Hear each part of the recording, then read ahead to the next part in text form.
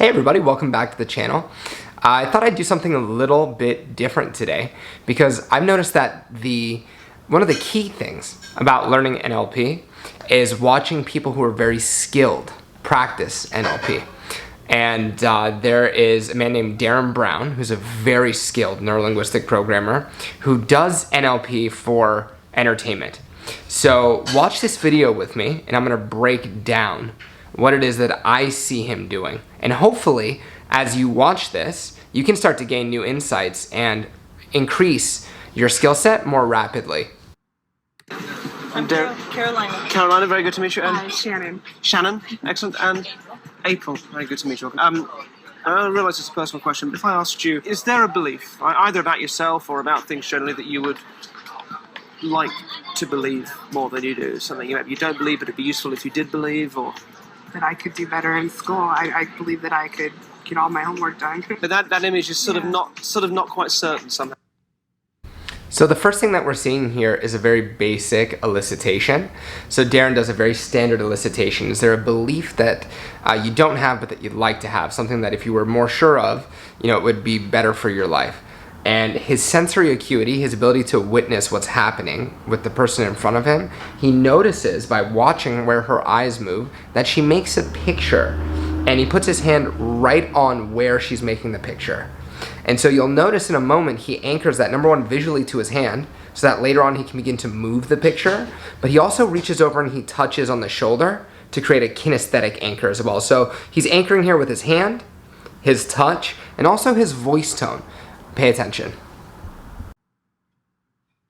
Now, is that right? When you look at it, it doesn't sort of feel, it doesn't feel solid. Is that maybe, and that makes it not? Yeah. Yeah. So difficult to sort of grasp hold of. Doesn't feel solid. Doesn't feel certain. Okay. Now, Right. where do you live? You live in? I live in Vegas. In Vegas, and so when you look at that, and you think that you live in Vegas. Oh, yeah. That's solid. All right. So you know that's a solid picture, and that makes you feel that's definitely live in Vegas. Yeah, that's clear.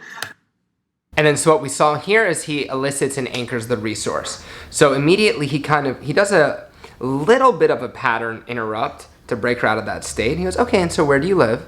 And then when she starts to answer him, he goes right into the state elicitation. So he gets her out of the uncertain state, she answers the question, and now he's going into, and when you know that you live in Vegas, you're certain that you live in it.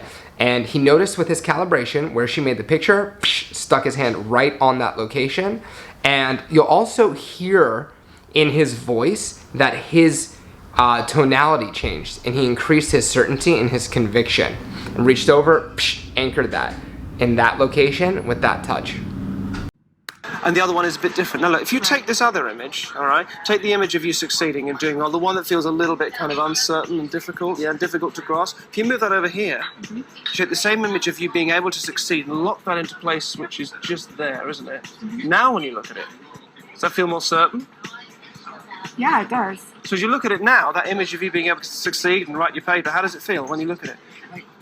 Clear, kind of very sharp and achievable. And achievable, Right. absolutely. And So very smoothly, very quickly, what he did is he takes the uncertain picture, fires off the anchor of uncertainty, and then has her move it over into the location of certainty, and then fires off the certainty anchor. And you'll notice from her description, as she's talking about it, the submodalities that she's using to describe the picture have changed. He actually didn't even suggest those submodalities. In the beginning, she says it's very unclear. And then when it's over here, she's going, the image is clearer, it's sharper. And you'll notice a really nice embedded command for a future pace here that he does. He goes, and so the interesting thing about a small, simple change like that is that it can go on to create many more powerful, positive changes, and I don't even know what those are yet.